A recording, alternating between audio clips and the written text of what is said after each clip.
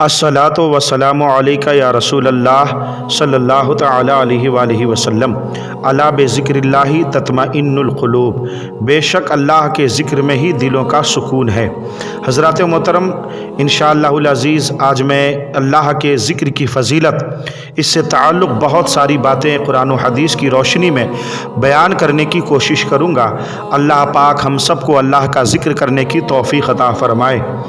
چنانچہ حدیث مصطفیٰ صلی اللہ تعالیٰ علیہ وسلم میں ایک حدیث میں آیا ہے کہ اللہ کے رسول صلی اللہ علیہ وسلم نے فرمایا، کیا میں تمہیں وہ عمل نہ بتلاؤں جو تمہارے اعمال میں سب سے زیادہ بہتر ہے اور تمہارے مالک پروردگار کے نزدیک سب سے زیادہ پاکیزہ ہے اور تمہارے درجات کو سب سے زیادہ بلند کرنے والا ہے، اور سونے اور چاندی کی اللہ کی راہ میں خرچ کرنے سے بھی بہتر ہے، اور اس سے بھی بہتر ہے کہ تم اپنے دشمن سے میدان جہاد میں مقابلہ کرو اور پھر تم ان کی گردنیں کاٹو اور وہ تمہاری گردنیں کاٹیں۔ صحابہ کرام رضی اللہ تعالی عنہم اجمعین نے عرض کیا، کیوں نہیں یا رسول اللہ صلی اللہ علیہ وسلم، ضرور بتلائیے۔ آقا کریم صلی اللہ علیہ وسلم نے ارشاد فرمایا، وہ عمل اللہ کا ذکر ہے۔ سبحان اللہ۔ اسی طرح ایک اور حدیث پاک میں آیا ہے، رسول اللہ صلی اللہ علیہ وسلم نے ارشاد فرمایا، کوئی صدقہ یعنی عمل خیر اللہ کے ذکر سے افضل نہیں۔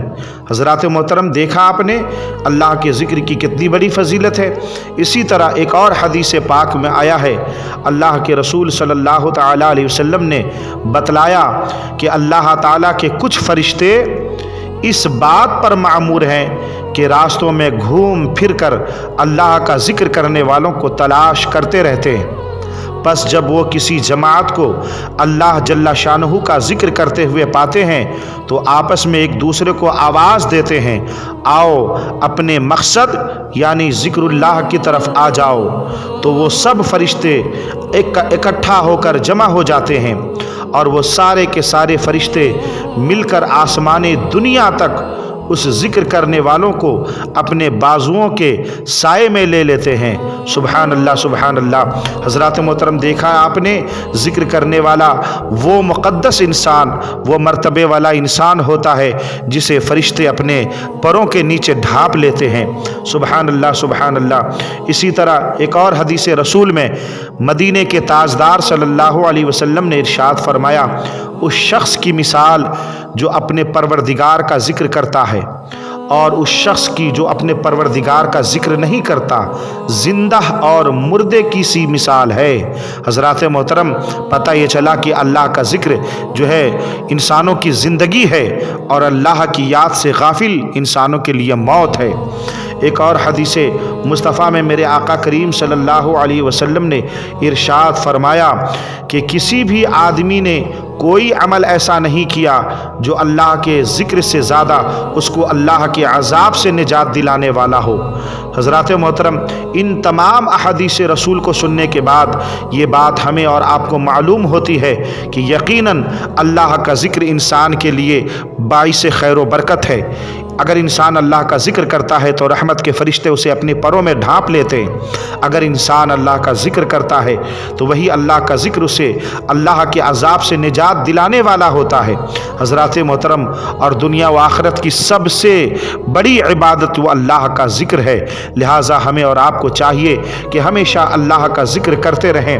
اسی طرح میرے آقا کریم صلی اللہ تعالیٰ علیہ وسلم نے ایک بڑی پیاری حدیث پاک ارشاد فرمایا، چنانچہ میرے آقا کریم صلی اللہ علیہ وسلم نے ارشاد فرمایا، اگر ایک آدمی کی گود میں درہم یعنی روپیہ بھرے ہوں اور وہ ان کو برابر تقسیم کر رہا ہو اور دوسرا آدمی برابر اللہ کا ذکر کر رہا ہو تو اللہ کا ذکر کرنے والا اس درہم تقسیم کرنے والے سے افضل و اعلیٰ ہوگا۔ سبحان اللہ، سبحان اللہ۔ حضرات محترم، دیکھا آپ نے کہ ذکر کرنے والے کی کتنی بڑی فضیلت ہے۔ ایک ذکر کرنے والا جب ذکر کرتا ہے تو حضرات اللہ کی راہ میں اگر کوئی دوسرا شخص درہم و دینار یا روپیہ خرچ کرتا ہے تو اس سے بھی زیادہ فضیلت اس انسان کی ہے جو اللہ کا ذکر کرتا ہے۔ ایک اور حدیث رسول میں ہے، میرے آقا کریم صلی اللہ علیہ وسلم نے ارشاد فرمایا، جب تم بہشت کے سبزہ زاروں میں گزرا کرو تو سیر ہو کر چر لیا کرو، یعنی ذکر اللہ کی نعمت خوب اچھی طرح حاصل کر لیا کرو۔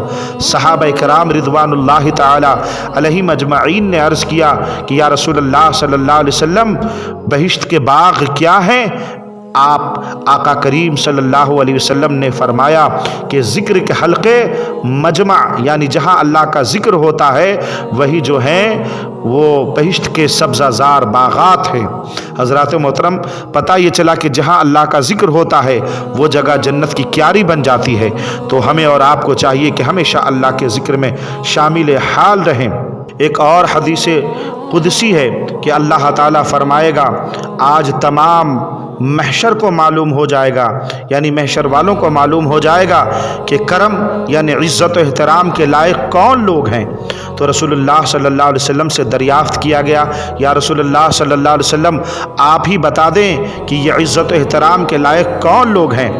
آقا کریم صلی اللہ علیہ وسلم نے فرمایا، وہ مسجدوں میں اللہ کے ذکر کی مجلس کرنے والے، یعنی اللہ کا ذکر کرنے والے ذاکرین ہیں۔ سبحان اللہ سبحان اللہ۔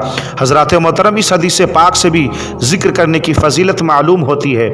اسی طرح ایک اور حدیث پاک میں آیا کہ ایک پہاڑ دوسرے پہاڑ کو اس کا نام لے کر آواز دیتا ہے، اے فلاں پہاڑ، کیا تیرے پاس سے کوئی ایسا آدمی گزرا جس نے گزرتے وقت اللہ کا ذکر کیا ہو؟ تو جب وہ جواب میں کہتا ہے ہاں، میرے اوپر سے اللہ کا ذکر کرنے والا گزرا ہے، تو وہ خوش ہوتا ہے اور اس کو مبارکباد دیتا ہے۔ حضرات محترم، تو پتہ چلا کہ اللہ کا ذکر کرنا چاہیے۔ ایک اور حدیث میں میرے آقا کریم فخر دو عالم نور مجسم آمنہ کے لال صلی اللہ علیہ وسلم نے ارشاد فرمایا کہ تم اتنی کثرت سے اللہ کا ذکر کیا کرو کہ لوگ تم کو دیوانہ کہنے لگیں۔ حضرات محترم، ان تمام باتوں کو سننے کے بعد یہ بات ہمیں اور آپ کو معلوم ہوتی ہے کہ اللہ کے ذکر کی بہت بڑی فضیلت ہے اور اللہ کے ذکر کرنے سے بہت بڑا فائدہ ہوتا ہے۔ اللہ پاک ہم تمام لوگوں کو ان تمام باتوں پر عمل کی توفیق عطا فرمائے اور اللہ کا ذکر کرنے کی توفیق عطا فرمائے۔